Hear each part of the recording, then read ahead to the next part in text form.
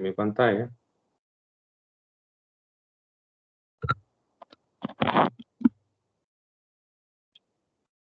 Ok, en la clase anterior, en la clase anterior estuvimos hablando, dimos una introducción al movimiento periódico. Entonces hablamos un poco de las características que tenía, cuáles eran las cantidades que lo definían, como ser el desplazamiento alrededor de un punto de equilibrio, también poseer un mecanismo de restitución para poder provocar las oscilaciones.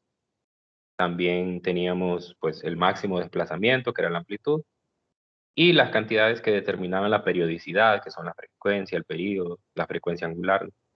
Entonces, hoy vamos a entrar un poco más en detalles sobre un tipo de movimiento periódico que es de sumo interés para la física y para la ciencia en general, porque es un modelo que ha permitido que nosotros expliquemos una gran cantidad de fenómenos de la naturaleza con un cierto grado de simplicidad.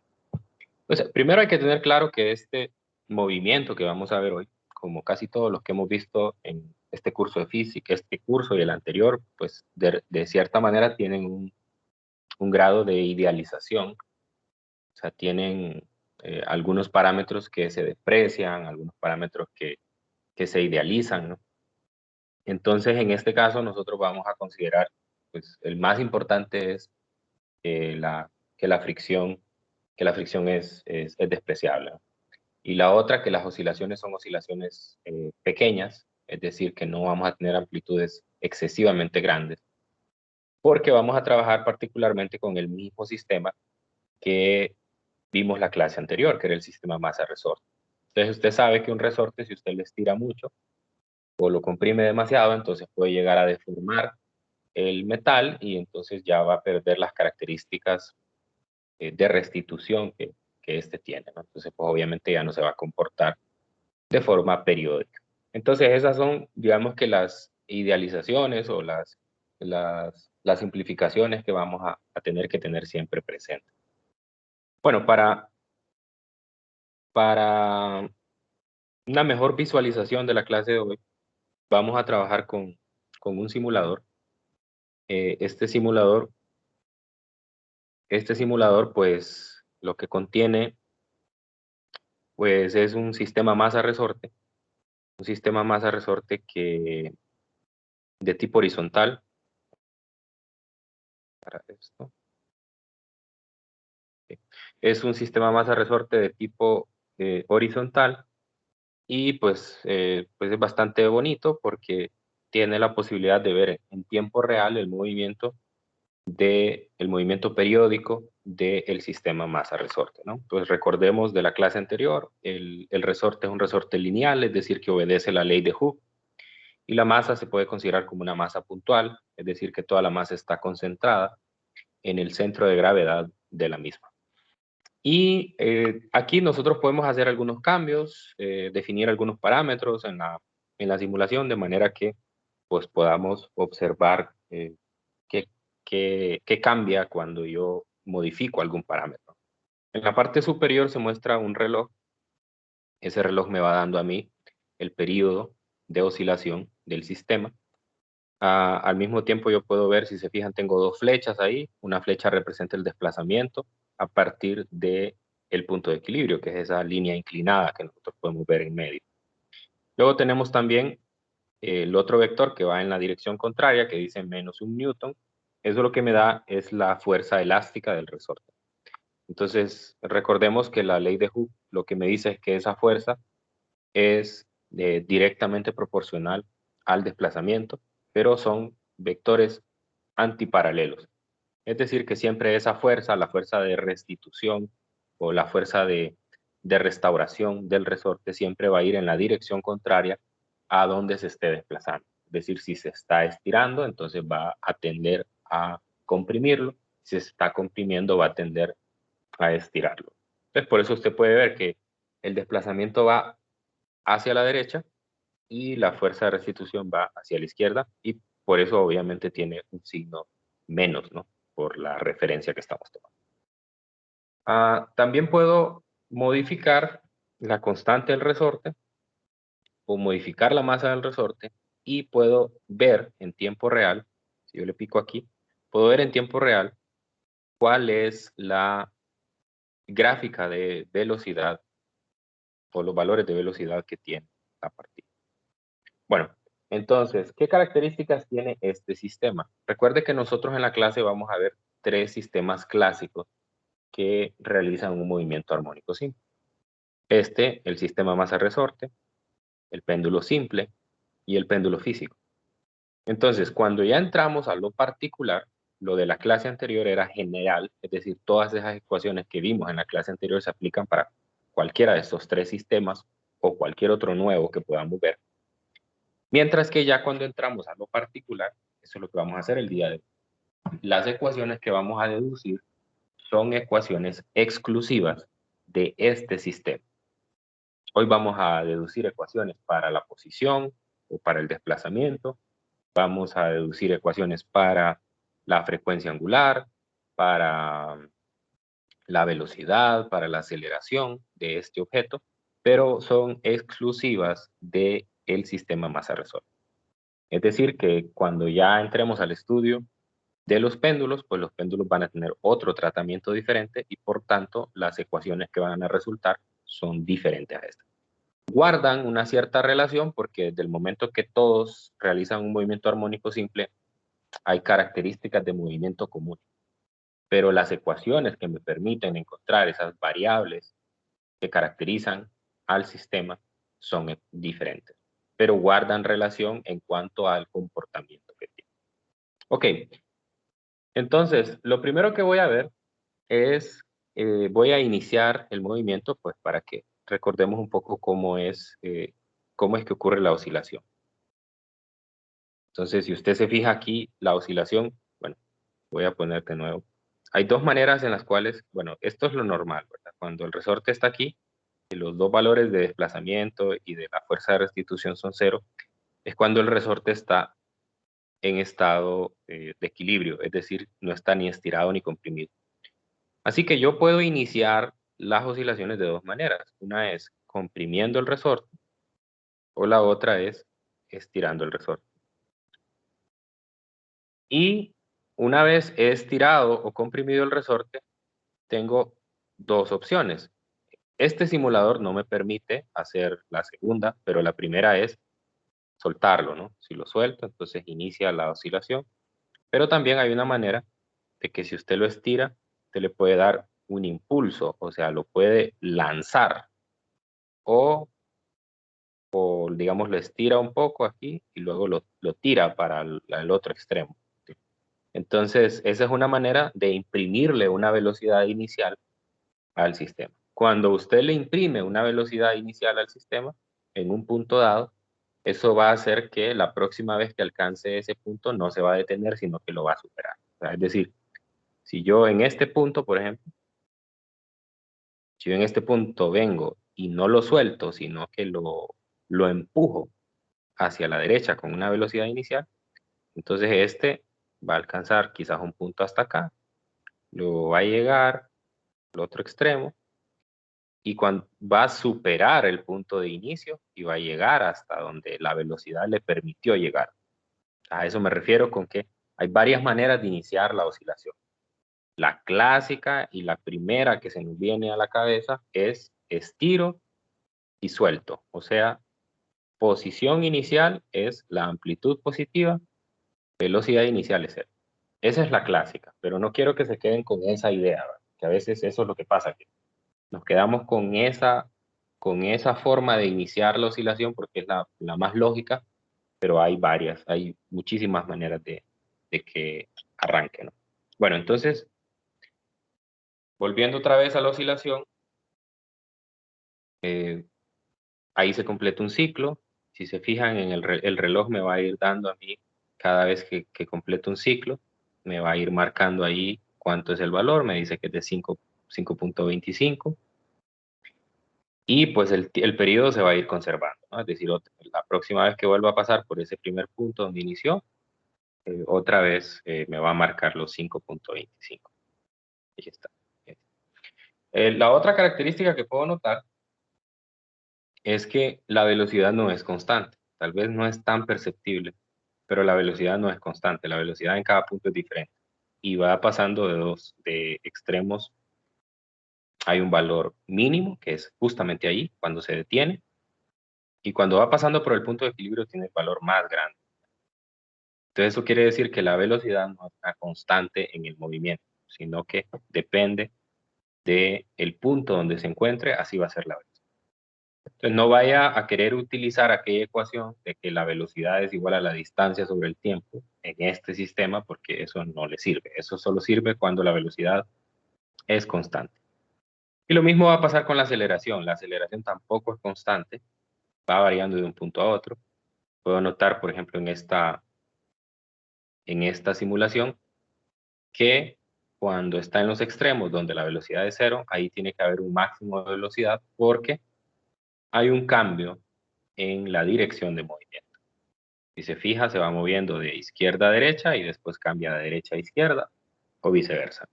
Pero ya vamos a ver esos detalles. Bien, por ahora hago una captura de este sistema y me lo llevo para mis apuntes.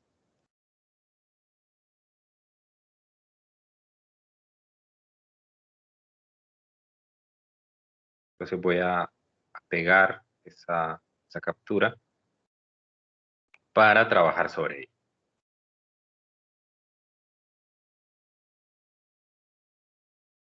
Recuerden que si tienen preguntas, si tienen dudas, pueden interrumpirme, abrir su micrófono y hacer las preguntas que tengan. No tengan ninguna pena. Ok, entonces aquí tengo al sistema en un lugar intermedio, es decir, no está ni en la amplitud ni en el punto de equilibrio, por lo tanto, entonces no, no va a tener un valor especial para las cantidades. Entonces, cuando se encuentre en este punto, va a tener el negativo de la amplitud, cuando se encuentre en este punto, el positivo de la amplitud, y aquí va a tener x igual a 0. Aquí sería x igual a menos a, x igual a 0, positivo a. Muy bien. Entonces, en el punto donde se encuentra, está experimentando, bueno, hay dos maneras, si recuerdan de la simulación, uno puede pasar por un punto de dos formas, moviéndose de izquierda a derecha o de derecha a izquierda. O sea que en el punto donde tengo congelado ahí esa captura, yo no sé realmente si automáticamente después de eso la partícula se iba a mover o la masa se iba a mover hacia la derecha o hacia la izquierda. No lo puedo saber. Pero entonces yo voy a asumir que se va a mover hacia la derecha. No es algo que vaya a afectar el resultado. Puedo usar la referencia contraria y me va a darlo. Entonces, si yo asumo que se va moviendo hacia la derecha, el resorte se va estirando. Si el resorte se va estirando, entonces quiere decir, por lo tanto, que hay una fuerza de restitución que tiende a comprimir. Por lo tanto, va en la dirección contraria al movimiento. Así que yo puedo aquí dibujar un vector, que es el vector que me da el resorte, y es el de la fuerza F. Nosotros recordamos que la ley de Hooke ya nos da una medida de cuánto vale esa fuerza. Es directamente proporcional al desplazamiento. La constante de proporcionalidad es la constante del resorte y pues a un opuesto. Ok, luego pues como ya había mencionado anteriormente, la fricción se va a despreciar, entonces por lo tanto la única fuerza que está afectando en la dirección del movimiento al objeto es esa fuerza del resorte. Así que de la segunda ley de Newton, nosotros podemos deducir una ecuación de movimiento. Puedo decir, si la única fuerza que está actuando es menos k por x, esto tiene que ser igual a la masa por la aceleración. pero la aceleración formalmente es la segunda derivada del desplazamiento con respecto al tiempo. Entonces, ojo con esta ecuación. Esta ecuación es muy importante. Es una ecuación diferencial de segundo orden. No vamos a dar los detalles de cuál es la solución o cómo encontrar la solución de esta ecuación diferencial, porque pues no es el objetivo de esta clase, ¿verdad? Pero pues ya los que están un poco familiarizados con las ecuaciones diferenciales, pues recordarán que una ecuación de segundo orden de este tipo se resuelve utilizando el método de la ecuación característica. Y es que uno, análogamente a la ecuación diferencial, escribe una ecuación cuadrática, y esa ecuación cuadrática, pues dependiendo del tipo de soluciones que tenga, así va a ser la solución de la ecuación diferencial. En este caso tiene soluciones complejas, entonces eso conduce a, a una solución del tipo suma de senos y cosenos. O sea, es decir, la x va a ser igual a una constante por el coseno de un valor más una constante por el seno del otro valor. Entonces, ya finalmente lo que se hace es usar una identidad trigonométrica para compactar. O sea, solo les estoy dando el relato. Y no lo hago pues porque, como les digo, no es el objetivo de la clase.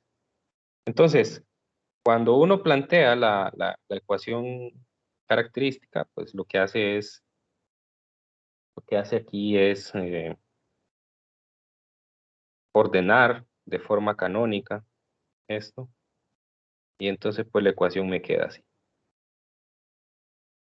Esta ecuación viene a ser una especie de definición del movimiento armónico simple.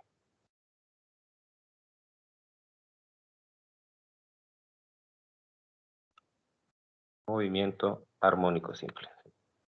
Entonces, el movimiento armónico simple se caracteriza matemáticamente porque la solución, o no la solución, sino la ecuación diferencial que me va a dar la ecuación de movimiento, que es la solución, tiene esta forma, donde la segunda derivada de la posición no siempre está medida con respecto a x. En este caso, porque así lo estoy colocando, va con respecto a x, puede ir con respecto a y, en el caso de un sistema masa resorte vertical, puede ir no en X ni en Y, sino que el movimiento puede ir alrededor de un arco, como lo hace el péndulo simple, o podría ir en términos angulares, como en el caso del péndulo físico, que está asociado a torques, más bien no a la segunda ley de Newton traslacional. Entonces, esa segunda derivada de la posición siempre va a ser directamente proporcional a la misma posición. Entonces vea allí en la ecuación que justamente eso es lo que tengo. La segunda derivada de x con respecto a t es igual al negativo de omega cuadrado por x, donde a propósito acabo de poner omega porque particularmente uno siempre a la constante de proporcionalidad, el valor positivo de la constante de proporcionalidad, le llamamos omega cuadrado. Que si recuerda de la última clase, omega cuadrado era la frecuencia angular del movimiento.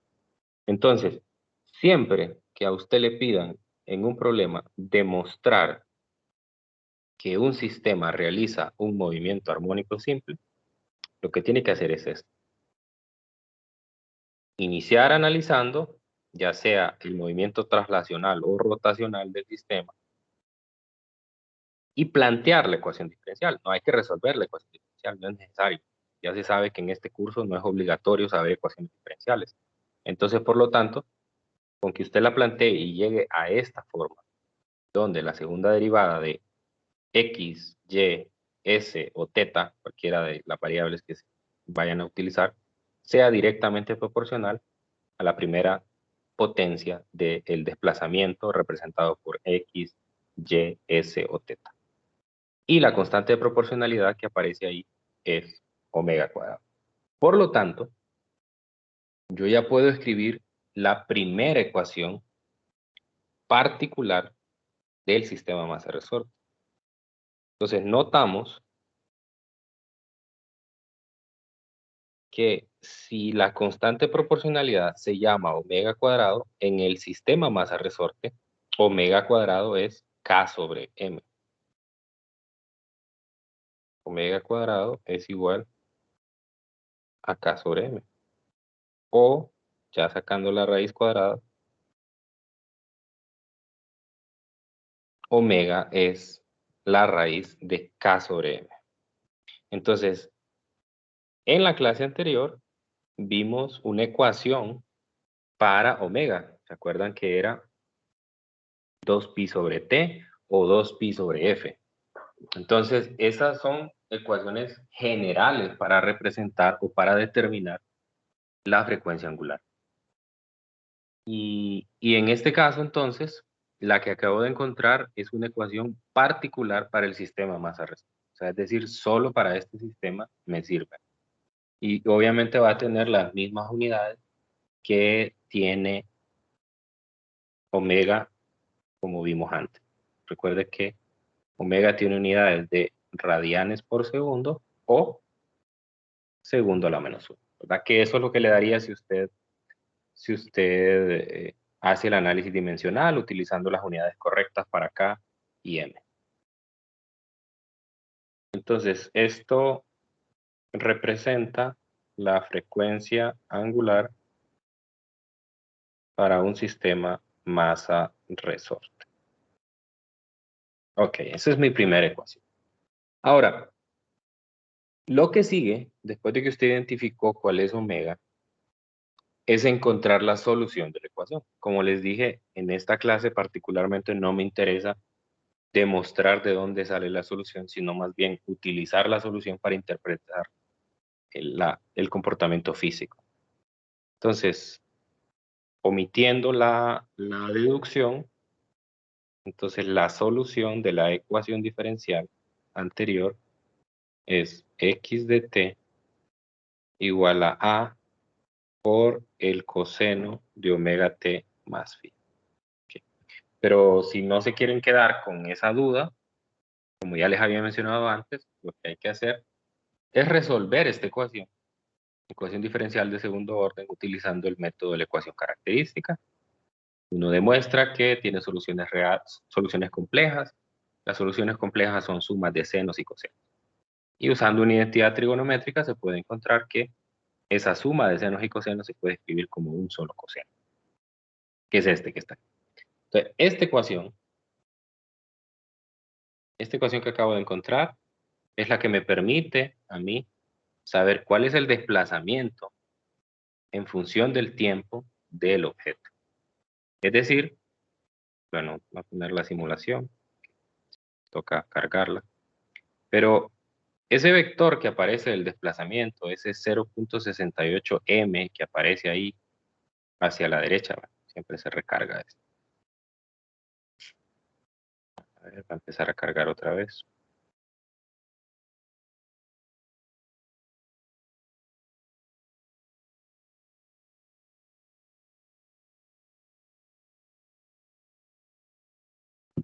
Entonces, el desplazamiento va a ser lo único que voy a medir.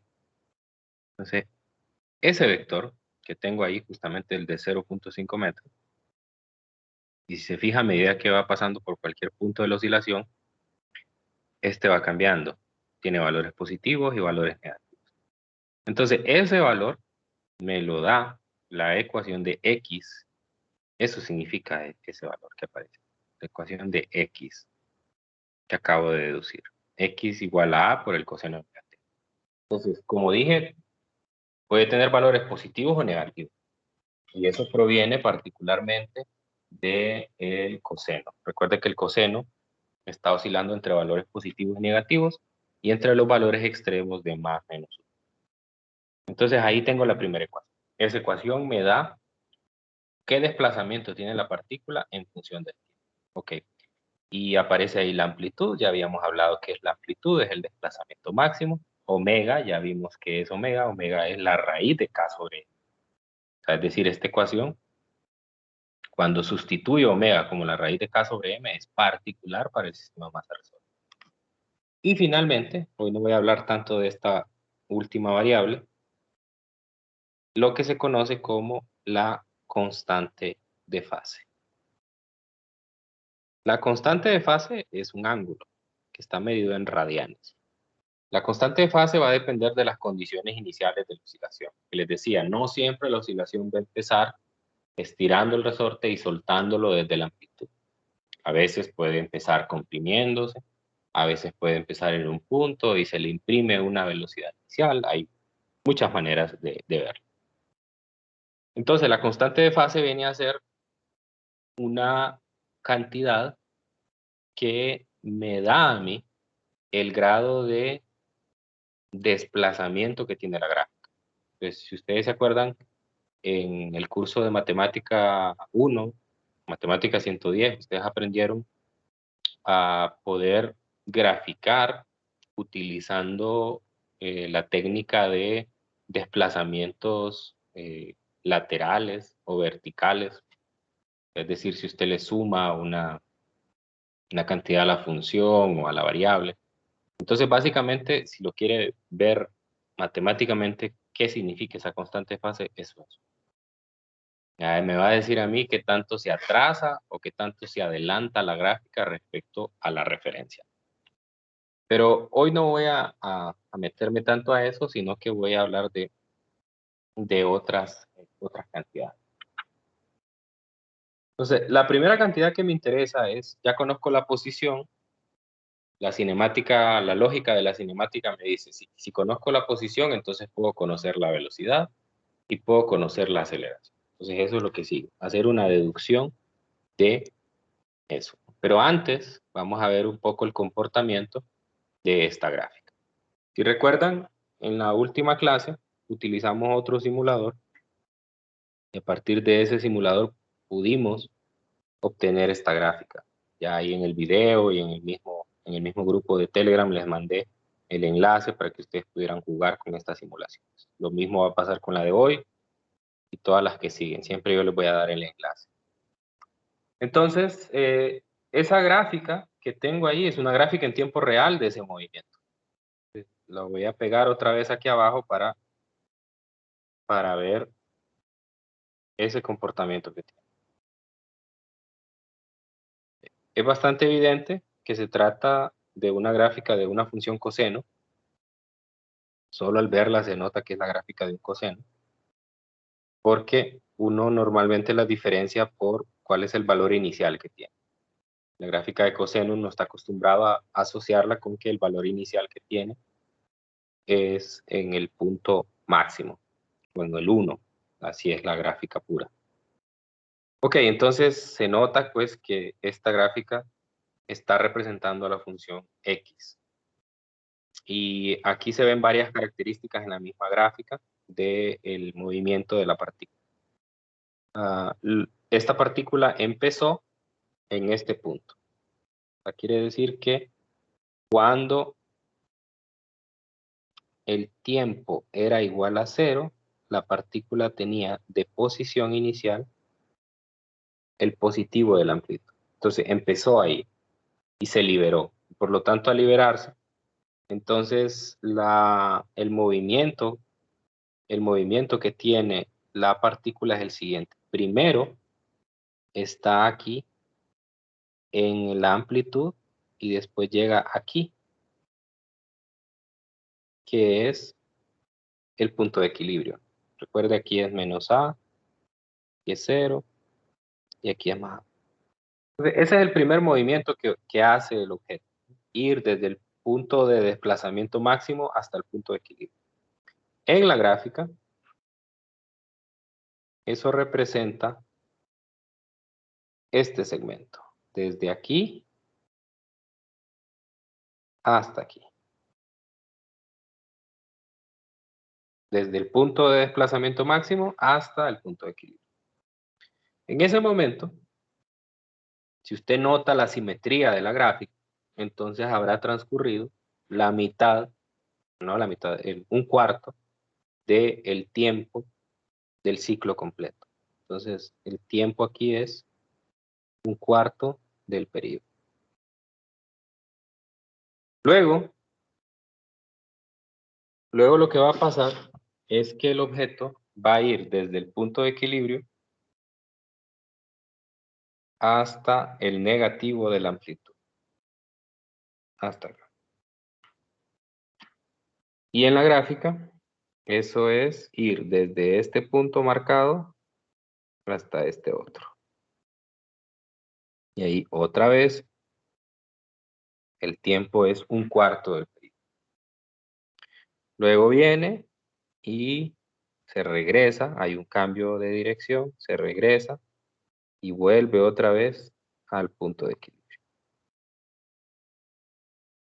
Después retorna al punto de partida. Y en esos dos movimientos que hizo, también el tiempo era de un cuarto del periodo. A esto se le llama tradicionalmente un movimiento de 4 tiempos, o sea, un movimiento que se puede separar en 4 partes iguales.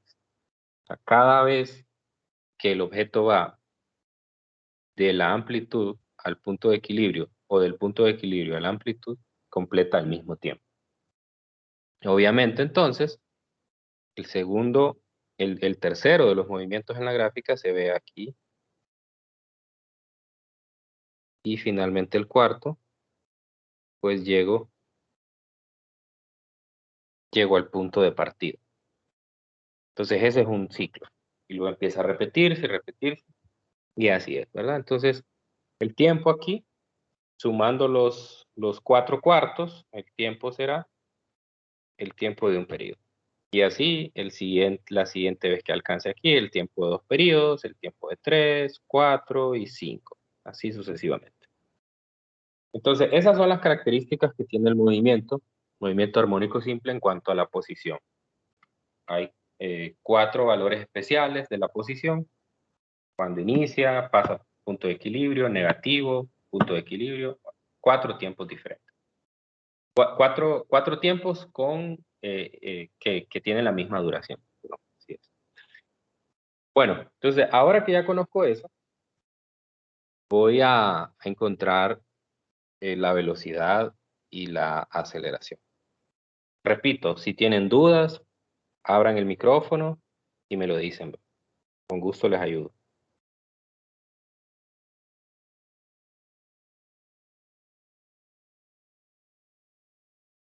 Muy bien, entonces vamos a encontrar ahora las otras dos variables dinámicas relacionadas con el movimiento del objeto. Vamos a encontrar la velocidad y la aceleración, como ya habíamos dicho antes. La velocidad, en este caso en X, es la primera derivada de la posición con respecto al tiempo. O sea que es menos A por omega por el seno de omega t más phi.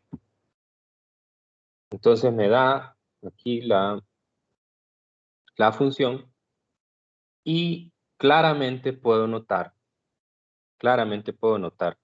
que la velocidad no es constante en el movimiento, que la velocidad depende del tiempo, o sea, depende del punto en el cual se encuentra. Así que va a ser un vector que va a ir cambiando de valor. Va a tener valores máximos y valores mínimos. Por aquí tenía una de las simulaciones que usé, la clase de la semana pasada, donde me daba en tiempo real la gráfica. Voy a esperar que cargue. Y aquí uno podía observar la gráfica de posición, velocidad y aceleración. Eso es muy práctico, ¿no? Voy a quitar la parte de energía, me interesa. Solo me interesa ver los gráficos. Entonces yo le doy a arrancar y uno puede ver ahí los 3 gráficos. No le presten atención a los de abajo porque esos son de energía. Pero en la parte de arriba, los primeros 3 gráficos, aparece el de X, luego aparece el de la velocidad y aparece el de la aceleración. Entonces, evidentemente, en esa gráfica evidentemente en esa gráfica, se nota que ninguna de las tres cantidades es constante, ni la posición, ni la velocidad, ni la aceleración. O sea, nunca vaya a asociar eso porque se nota ahí que hay un patrón oscilatorio, es decir, esa cantidad va cambiando dependiendo de cuál sea el punto o el tiempo donde se encuentre. Entonces, una gráfica en este caso, concéntrese en la segunda gráfica, es una gráfica de, pues, no le puedo hacer un acercamiento.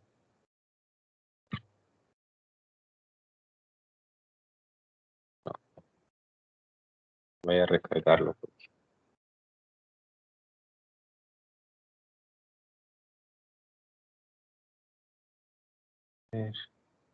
Ahí.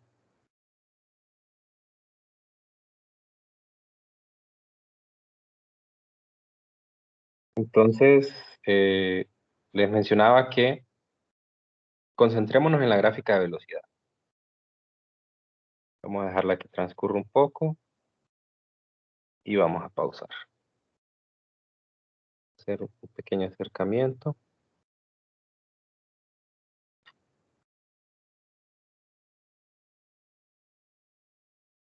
Ok. Y entonces lo que puedo notar es que la velocidad tiene valores máximos y mínimos. Obviamente el valor mínimo es 0, ¿no? Es cuando la gráfica atraviesa el eje horizontal, que es la línea punteada horizontal que pasa ahí. Y que tiene valores máximos, pero valores máximos positivos y negativos, o sea, valores máximos en la parte negativa y valores máximos en la parte positiva. Entonces, lo que me interesa ahora es, ya observé aquí en la gráfica el comportamiento sinusoidal que tiene. La función seno que aparece, aquí se nota claramente por qué aparece la función seno. El signo menos que tiene la gráfica lo que hace es hacer una inversión de la misma. Es decir, si fuera una función seno positiva, entonces sería el reflejo de esta gráfica. Es decir, empezaría en 0, pero luego se movería hacia el positivo, no hacia el negativo. Entonces, eso es lo que me interesa ahora. Vuelvo a los apuntes y vamos a hacer el cálculo de cuáles son los valores máximos y mínimos. Pues obviamente acabo de ver que el valor mínimo es 0, pero matemáticamente en esta ecuación, ¿cómo se puede ver? La función seno está oscilando entre dos valores extremos. Es decir, el seno de omega t más phi tiene varios valores, ¿no? El valor máximo que tiene es más menos 1. Es el valor máximo que tiene. Y el valor mínimo, pues, es 0. El valor mínimo es 0. Entonces, eso mismo me condiciona cuáles son los valores máximos y mínimos de la velocidad. Porque cuando el seno es 0, entonces la velocidad es 0, ¿no? Entonces, el valor mínimo, velocidad mínima en X es 0. Ahora, la pregunta es, ¿dónde ocurre eso? ¿Qué piensan ustedes? O de lo que observaron en la simulación, ¿dónde ocurre eso? En el punto de equilibrio. En el punto de equilibrio, correcto. De hecho, aquí justamente casi está pasando, perdón, el punto de equilibrio no, no, cuando el valor es 0, cuando la partícula, fíjese, ahí justamente donde está ahora, está casi en el X máximo. Y en la gráfica, casi la velocidad es 0. Entonces, cuando el objeto, vamos a ponerlo ahí, cuando el objeto va pasando por los valores extremos, automáticamente o momentáneamente se detiene y cambia de dirección. Entonces, en los valores extremos es cuando el objeto tiene su mínima velocidad. Y Y si la notan, aceleración sería la máxima, entonces. sí, es lo contrario. Ya vamos a ver eso. Ya vamos a ver eso. Y cuando va pasando por el punto de equilibrio, pues voy a resetear esto para que vuelvan a ver cómo se construye la gráfica. Cuando va pasando por el punto de equilibrio, justamente tiene su valor máximo. Ahora, lo que pasa es que el valor máximo puede ser positivo o negativo. Entonces, mire, si la partícula o el bloque se va moviendo de derecha a izquierda, entonces pasa por el valor máximo negativo. Si se va moviendo de izquierda a derecha, pasa por el valor máximo positivo. Porque recuerde que la velocidad es un vector. Entonces, al ser un vector, entonces dependiendo de para dónde vaya el movimiento, así vas a ver si es positivo o negativo. Ok, entonces, ¿dónde ocurre esto? En más menos la amplitud. Y en el caso del valor máximo es cuando el seno tiene un valor de más menos 1. Entonces, si usted multiplica más menos 1, que será el máximo del seno, por el menos omega A, que aparece ahí, multiplicando al seno, eso le va a dar que el valor máximo en X es más menos omega A. Como dijimos anteriormente, eso ocurre en el punto de equilibrio. Entonces, ojo con eso. La velocidad no es constante en el movimiento, tiene valores máximos y mínimos. El mínimo es 0, ocurre en los extremos, y el valor máximo es omega por A y ocurre en el punto de X. Entonces, lo mismo va a pasar con la aceleración, va a tener un comportamiento similar. Entonces, la aceleración, recordemos, aceleración en X es la segunda derivada de la posición con respecto al tiempo. Entonces, la segunda derivada es menos omega cuadrado por A por el coseno de omega t más phi. Entonces, tengo ahí mi ecuación ya de la aceleración. Pero se nota, aquí se nota que todo esto que está multiplicando al omega en realidad es x. O sea que la ecuación también se puede escribir como que la aceleración es igual al negativo de omega cuadrado por x. Y eso, exactamente, es la definición del movimiento armónico simple. Si se acuerdan, hace un rato les hablé de eso. El movimiento armónico simple se define como cuando la segunda derivada de la posición con respecto al tiempo, que es la aceleración, es el negativo de omega cuadrado por x. Entonces, solo es una confirmación.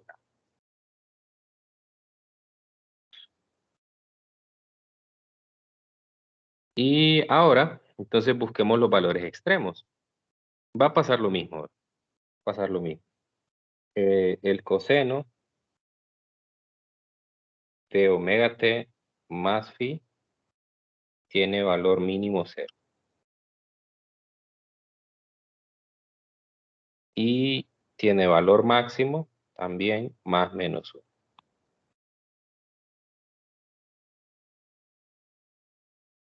Entonces, para asociarlo directamente, mejor lo vamos a ver con la última ecuación, que la aceleración es el negativo de omega cuadrado por x.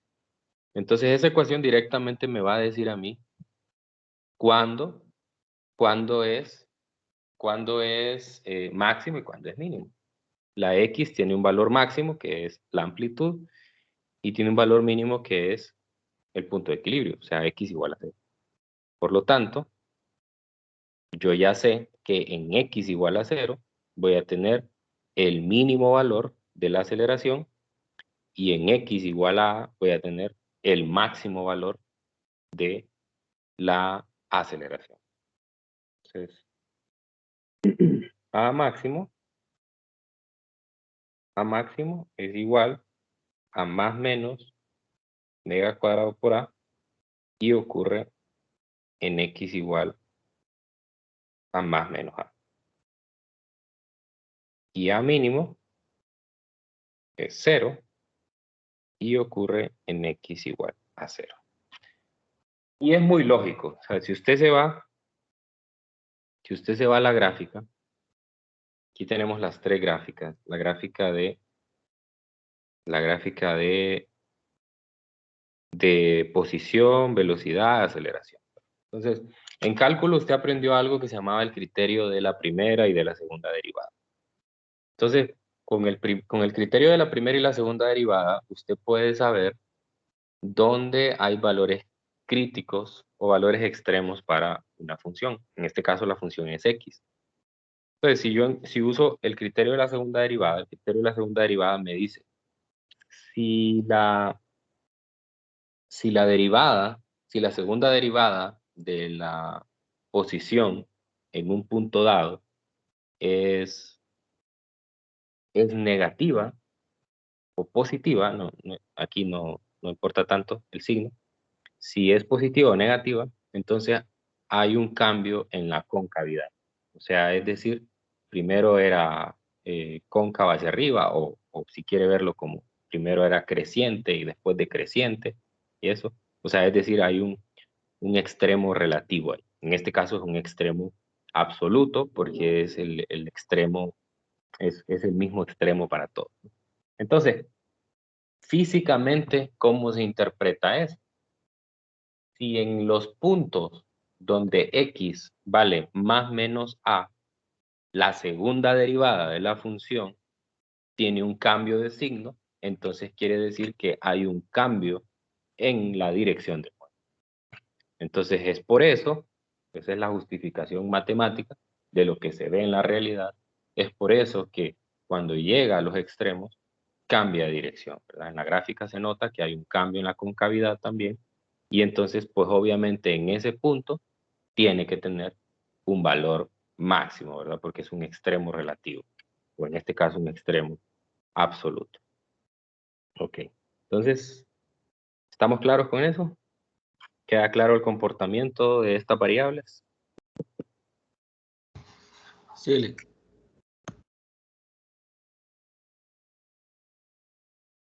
Muy bien, entonces, permítame. Torno a la llamada. No sé si alguien tiene alguna consulta, un interrogante, un comentario.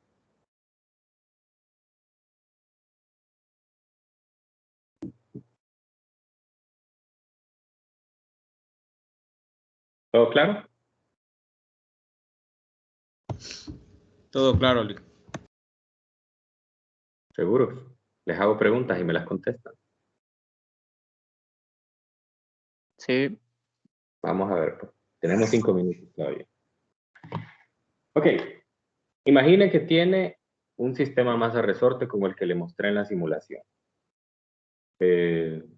Obviamente, desde el momento que yo defino las características del movimiento, entonces pues va a estar fijada la X, ¿no? Porque recuerde que la X depende de los parámetros iniciales. Ok.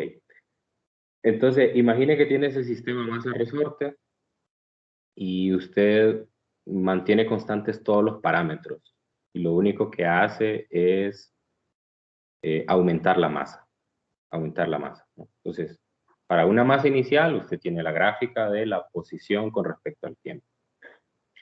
¿Y cómo va a lucir esa gráfica después de que yo aumenté la masa?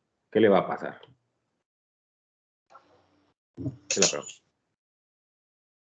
¿Qué le va a pasar a esa gráfica? Los ciclos van a ser más grandes. Más grande. Entonces, ¿eso cómo se interpreta? Como un estiramiento. Como un estiramiento de la gráfica, ¿no?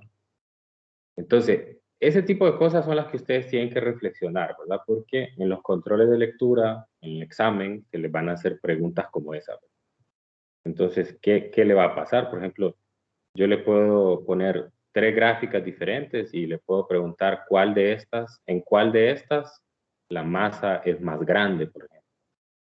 Entonces, yo lo que recomiendo ahí es que utilicen estos simuladores que yo les he facilitado para que jueguen y exploren esas curiosidades que les puedan surgir, ¿verdad? O sea, ¿qué decir? ¿Qué pasa si cambio esta? ¿Qué pasa si aumento esta? ¿Si disminuyo la otra? ¿Verdad? ¿Qué le pasa al movimiento? ¿Qué le pasa a las variables? ¿Sí? ¿Qué pasaría, por ejemplo, qué le pasaría a la velocidad? ¿Qué le pasaría a la aceleración si yo sustituyo el resorte, pongo un resorte más rígido, ¿verdad? Si pongo un resorte que tiene el doble de la constante que el anterior, cosas así. Ese tipo de preguntas son las que ustedes se tienen que contestar a ustedes mismos, ¿verdad? Utilizando los simuladores, utilizando las ecuaciones, ¿verdad? Porque normalmente por ahí van dirigidas las preguntas conceptuales que uno les puede hacer en las evaluaciones, ¿verdad? Que ustedes manejen bien la teoría y de esa manera. Entonces, el consejo es, hay que leer el libro. En el grupo yo les mandé el enlace para descargar los libros, imagino que ya lo tienen también, ¿verdad? Entonces hay que descargar el libro, leer bien, ir haciendo las lecturas cuando corresponde, ¿verdad? Ir viendo bien los videos, utilicen el grupo, cuando ustedes tengan algún interrogante pueden hacerlo, no tengan ninguna pena, ¿verdad? Yo sé que al inicio es bastante difícil entrar y querer preguntar algo porque pues les da pena, ¿verdad? O romper ese hielo inicial de ser el primero que pregunta algo, que dice algo, pues a veces suele ser un poco difícil de hacer, pero no tengan ninguna pena, que yo con gusto les voy a apoyar con su duda. Listo, entonces, no sé si tienen alguna pregunta final antes de cerrar la llamada.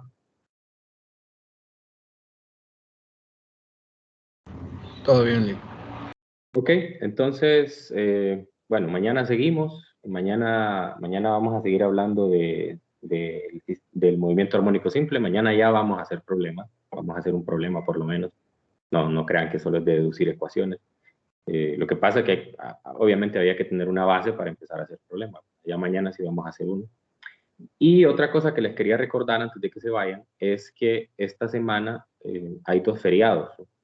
Hay un feriado el miércoles por el Día de la Independencia y hay un feriado el viernes. Pero el viernes no teníamos programada clase, así que el miércoles no vamos a tener clase, para que lo sepan, ¿verdad? Y entonces esta semana vamos a tener clase lunes, martes y jueves. Lunes, martes y jueves. Ya la otra semana normal, ¿verdad? Entonces para que ustedes estén ya atentos de eso. Tengan cuidado a la hora de entrar a las llamadas, ¿verdad? Siempre entren a la llamada que corresponde a su sección. Siempre va a decir al inicio 1100, el número de la sesión, en este caso la de mañana sería la número 4, y la fecha. Entonces verifiquen eso, porque siempre hay algunos que entran a otras, ¿verdad? Tal vez entran a la sección de las 9, o entran a la de los días anteriores, ¿verdad? Eso se puede. Entonces, tengan cuidado con eso. Bueno, entonces nos vemos mañana. Cuídense mucho. Que tengan un feliz día. Gracias, Lick. Feliz día. Gracias, Lick. Buen día. Chao.